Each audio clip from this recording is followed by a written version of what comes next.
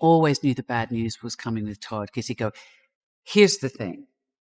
And he said, we're going to lose the orchestra in Dresden, and we have to do all of the conducting first. I do think there's a distinct lack of shame in society. And I think shame is very different to guilt. Guilt is very useless. Blake Lively and Ryan Reynolds' reputation for bullying colleagues in Hollywood didn't begin with Justin Baldoni, and it certainly won't end there. Cate Blanchett just dropped a scathing interview that pulls back the curtain on their behavior, and if someone of her caliber has a story to tell, you know the truth is far uglier than anyone imagined. According to Blanchett, Blake didn't just try to ride on her legacy. She allegedly stole it outright and then dismissed Cate's concerns with blatant disrespect. But true to form, Blanchett didn't explode or lash out. Instead, she quietly began plotting a subtle but devastating payback. And from the way things are shaping up, it looks like Cate might be the one to finally shut down Blake and Ryan's toxic power games for good. So let's get into it. It's sometimes good to be really simple. I mean, Matisse says this fantastic thing. It's just, don't try and be original. Just be simple. Anyone who knows Cate Blanchett knows that her connection with Chanel is iconic, like peanut butter and jelly, inseparable and timeless. For over a decade, Cate has been the elegant face of the brand, embodying everything Chanel stands for: class, heritage, and prestige. She wasn't just another Hollywood actress slapped on a campaign. She was the very essence of the brand's image. Over the years, she attended couture shows, private fittings, and in 2021, she even signed a multi-season contract to lead Chanel's Women in Cinema campaign. As part of that deal, Chanel commissioned a legacy short film written by Cate's husband, Andrew Upton. The concept was powerful in its simplicity, a black-and-white piece with only 2 women, telling a story entirely through facial expressions and body language. The contracts were finalized, the film approved, and everything was set in motion. But when the cameras rolled on the big day, who showed up out of nowhere? None other than Blake Lively. All right, Blake Lively is out and about in the UK promoting her One Simple Favor, right? Is that the name? Yep, she's out. She's wearing this Chanel head-to-toe V. Here's the look in the runway. Fans were left scratching their heads. Why was Blake suddenly fronting a campaign that was clearly Cate's? What happened to Blanchett? Had the deal collapsed? The truth was far more sinister. Cate and Chanel hadn't argued, and no creative differences existed. Instead, Blake's appearance was the result of calculated sabotage. Out of nowhere, Chanel informed Cate's team that the campaign's direction had changed, which is industry code for being quietly replaced. Cate was blindsided. Everything had been confirmed. There were no disputes, and then she was suddenly out. The puzzle pieces fell into place when Blake was unveiled as the new face of the project. Adding insult to injury, Chanel didn't even abandon Cate's original vision. They repackaged it, throwing on some glitter, splashing in a few motivational sound bites, adding red lipstick, and handed it to Blake, stripping Cate's artistry down to a shallow imitation. No, they're so Look pretty. at these. They match my outfit. Look at those nails. Wow. Aren't they incredible? Those are amazing. I had time for that. I literally did it while at work. It was a little chaotic. It was worth it. Even the people working behind the scenes at Chanel were stunned when they learned that Cate Blanchett had been abruptly replaced. One stylist even leaked messages suggesting that Blake was never part of the original plan. According to the texts, Blake's team swooped in with a lucrative cross-platform deal that Chanel simply couldn't ignore. Still, to push Cate aside after years of loyalty was bold, maybe even reckless. And as it turned out, that was only the beginning. Blake and her team didn't just step into Cate's role. They orchestrated a campaign to make Cate look old-fashioned while Blake was marketed as the savior of Chanel's modern identity. By March 2023, the situation escalated when Chanel hosted an exclusive dinner in Paris, inviting a carefully curated list of actresses, directors, creative leaders, and brand partners. Cate had RSVP'd months in advance and was set to premiere her husband Andrew Upton's artistic short film for the brand. But just 2 weeks before the dinner, Chanel announced that Blake would be the evening's honoree. Cate's film was quietly dropped, replaced by Blake's cross-platform storytelling theme that merged beauty, film, and wellness. Cate didn't back out, though. She arrived poised, carrying herself with dignity. But things took a humiliating turn. An insider claimed that during dinner, Blake was overheard telling a senior Chanel creative that while Cate's script was beautiful, it felt a little outdated. The creative allegedly laughed and said, "You mean Andrew's script? Legacy doesn't sell to Gen Z." Cate, sitting just a few feet away, overheard the exchange. She didn't confront them, but witnesses noted she looked devastated for the rest of the evening. Then came April 2023, when Blake's Chanel Netflix crossover campaign officially launched. But things quickly spiraled. Chanel's PR team apparently forgot to pull a previously approved feature piece from a British fashion magazine, one that had been finalized when Cate was still the face of a campaign. The article highlighted Cate's creative involvement, even referencing Andrew's short film. On April 16th, the article accidentally went live for 3 hours before being pulled, but not before screenshots spread across social media. The backlash was instant. Fans accused Blake of stealing Cate's legacy and covering it up.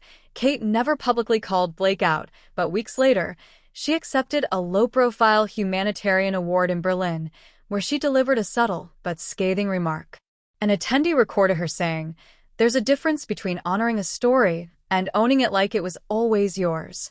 One builds legacy, the other builds ego." The clip spread online before being taken down, and fans immediately interpreted it as a direct response to Blake's antics. Meanwhile, Blake's PR team scrambled to contain the fallout. Known for aggressively defending her image, they underestimated Cate's fanbase. Cate's supporters weren't just casual admirers. They were fiercely loyal and had decades of respect for her artistry. By now, Blake's campaign was unraveling. A scheduled appearance on a popular YouTube fashion talk show was abruptly canceled. The official reason cited scheduling conflicts, but insiders revealed the truth.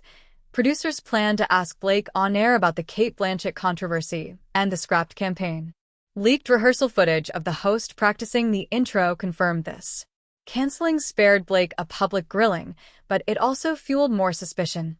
As the media piled on, Blake's carefully constructed image began collapsing like a house of cards.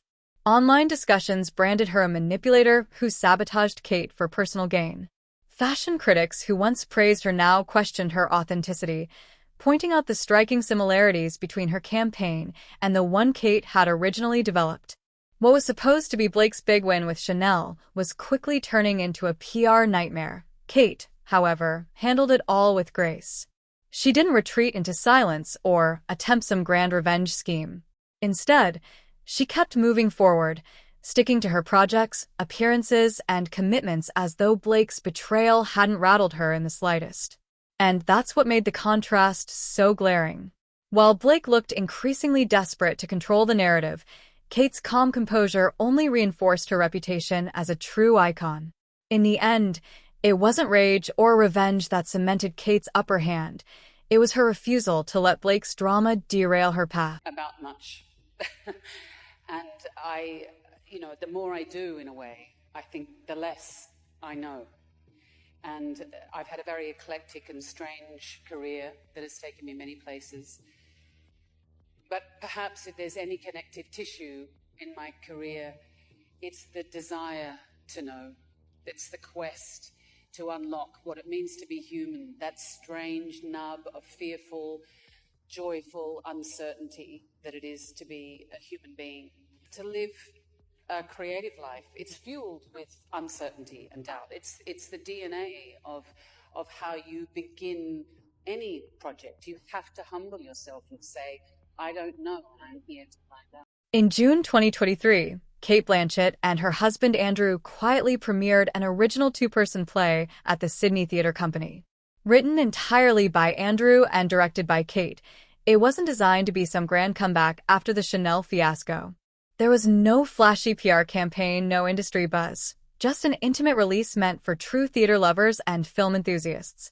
The premiere drew a modest crowd of critics, artists, and fans who genuinely valued the craft. But here's where it gets interesting. The play's original working title was lines that weren't meant to be read. It was eventually changed to the credit, which many interpreted as a subtle but deliberate dig at Blake Lively, calling her out for stealing Cate's work without giving her the recognition she deserved. There was an article recently saying that Leighton and I were frenemies. And it's Frenemies? Is that the new term? Frenemies? Yeah, we're friends, but we're also enemies. And it's really strange because they always want to pit women against each other. You don't hear about like Penn and Chase hating each other and being jealous and competitive. 2 seconds later.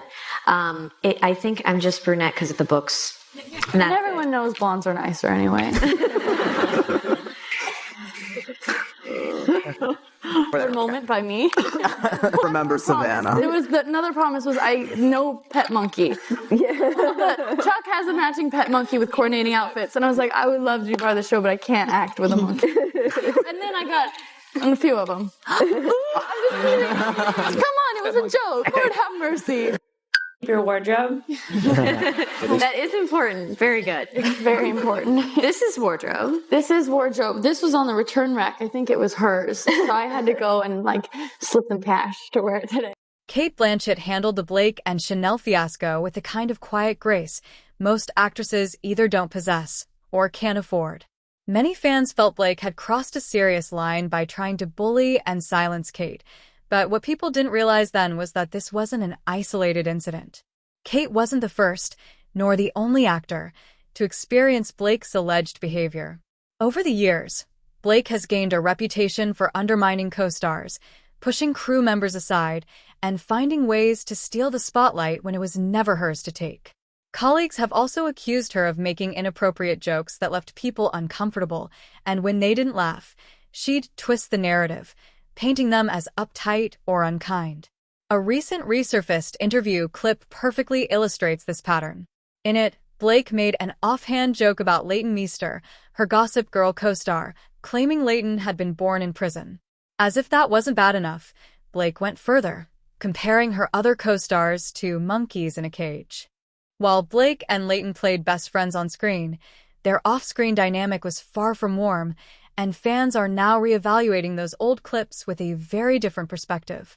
Hi, my question for Army. On Gossip Girl, who was the biggest diva on set? Biggest diva on set of Gossip Girl. You can say it because it's so far away from where you are now. That show's over. I suggest that you do not pass on another question. By the way. Thank you, Chelsea. I wish I could take all of my passes back and use them all right now. Yeah. Let me just say, that was a tough show to film, and I didn't end up actually filming all of the episodes I was supposed to because it was such a tough film. Really? Literally, you said, get me out of this. It was also like, get him out of here. Yeah, oh, really? Yeah. So it just literally was that. Whose love interest were you? I was Blake Lively's love interest. You were? Yeah.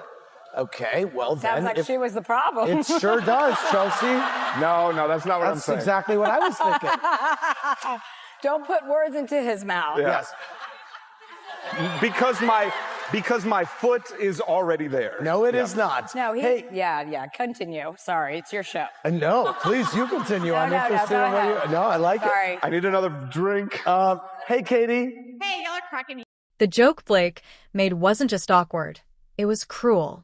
Watching the clip back, you can clearly see her co-stars' discomfort. Their body language screamed unease, yet they brushed it off, chalking it up to Blake just being Blake. But as time went on, whispers suggested this wasn't a one-off incident. Allegedly, Blake had been targeting Leighton Meester throughout much of their Gossip Girl run. In 2017, executive producer Joshua Safran admitted that Blake and Leighton never really got along on set.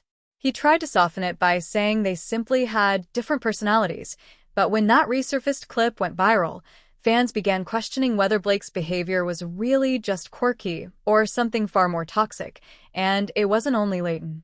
Actor Armie Hammer, who had a short-lived role on Gossip Girl, later revealed his own negative experience with Blake. According to him, she behaved like a diva, demanding everything be done her way and throwing tantrums over even minor inconveniences.